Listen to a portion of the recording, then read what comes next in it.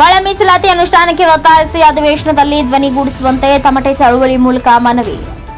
ಮಾದಿಗ ದಂಡೋರ ಹೋರಾಟ ಸಮಿತಿ, ಮಾದಿಗರ ಐಕ್ಯತಾ ವೇದಿಕೆಯವರು ಹಾಗೂ ಒಳ ಮೀಸಲಾತಿ ಜಾರಿ ಹೋರಾಟಗಾರರು ಒಳ ಮೀಸಲಾತಿ ಅನುಷ್ಠಾನಕ್ಕೆ ತರುವಂತೆ ಅಧಿವೇಶನದಲ್ಲಿ ಸರ್ಕಾರಕ್ಕೆ ಒತ್ತಾಯಿಸುವಂತೆ ಹೋರಾಟಗಾರರು ತಮಟೆ ಚಳವಳಿಯ ಮೂಲಕ ಶಾಸಕರಾದ ಎನ್.ಟಿ. ಶ್ರೀನಿವಾಸರವರಲ್ಲಿ ಮನವಿ ಮಾಡಿದ್ದಾರೆ. ತಮಟೆ ಚಳವಳಿಯು ಪಟ್ಟಣದ ಡಾಕ್ಟರ್ ಬಿ.ಆರ್. ಅಂಬೇಡ್ಕರ್ ಭವನದಿಂದ ಆರಂಭಗೊಂಡು ಪಟ್ಟಣದ ಪ್ರಮುಖ ರಸ್ತೆಗಳು ಹಾಗೂ ಪ್ರಮುಖ ವೃತ್ತಗಳ ಮೂಲಕ ಪಟ್ಟಣದಲ್ಲಿ ಸಂಚರಿಸಿತು.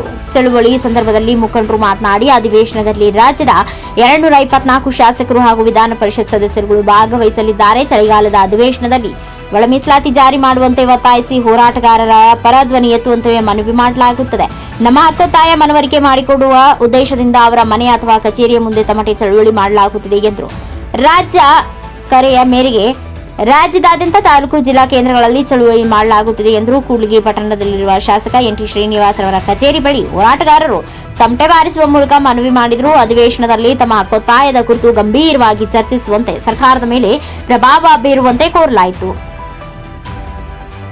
ಈ ಸಂದರ್ಭದಲ್ಲಿ ಎಸ್. ದುರ್ಗೇಶ್, ಸಾಲ್ಮನೆ ರಾಘವೇಂದ್ರ, ಮಾಜಿ ಸೈನಿಕರಾದ ಎಚ್. ರಮೇಶ್, ಮಹಿಳಾ ಮುಖಂಡರಾದ ಶ್ರೀಮತಿ ವಿಶಾಲಕ್ಷಮ್ಮ ರಾಜಣ್ಣ, ವಕೀಲರಾದ D H. Durgesh Hegdalu, K. Mahesh, RTI P.